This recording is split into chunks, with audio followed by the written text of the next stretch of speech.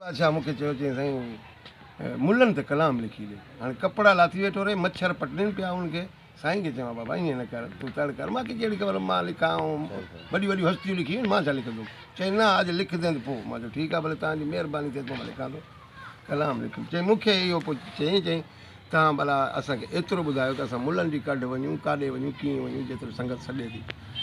मां चयो माखू मशवरो वठंदा त इहो अथव त मुलनि जे वेझो ई न वञिजो, मुला कूड़ ॻाल्हाईंदा। होॾ करनि था हरू भरूं, सोच न थियनि त मतां मरूं, इहे मुफ़्ती मग़ज़ खपाईंदा थी मुला कूड़ ॻाल्हाईंदा। दर दर ते वतिन टुकुर लाइ, कॾहिं न करनि शुकुर लाइ, इहे आसरे में त मराईंदा थी मुला कूड़ ॻाल्हाईंदा थी। आसरो ॾींदा, चवंदा तव्हांजे वॾनि मानी पुॼंदी पई आहे, राति करी मूं ख़्वाब में आयो, चवंदो कुकुड़ खवायो।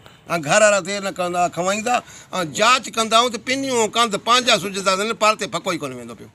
पाण भुलियल आहिनि, भोला कईंजा, कूड़ा वतिन था टोला कईजा, इहे तकरीरनि में तपाईंदा थी मुला कूड़ ॻाल्हाईंदा थी।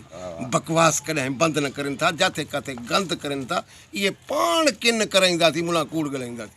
कोई वॾेरो मरे त मापिन कीन था, खाधे पीते ड्रापिन कीन था, ग़रीब मरे त रड़ाईंदा थी, मुला कूड़ ॻाल्हाईंदा थी। हे ग़रीब जी छोकिरी गुज़ारे वई ॻोठ में, हा हा, मां अञा कलाम लिखियो त ॿिए ॾींहुं खां टे ॾींहं खां पोइ छोकिरी गुज़ारे वई हिकिड़े ग़रीब जी। 45 मुला हिकिड़ो न पियो लभे, जंहिं ॾे वञूं चई होॾे वियो आहे, हीअं थियो आहे, हूअं थियो आहे।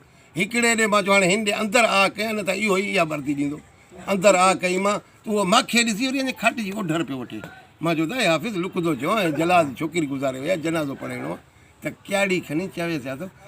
ॿियो जेको शाबन उहो मूंखे छोकिरी वारी सूरतां न ॾाई।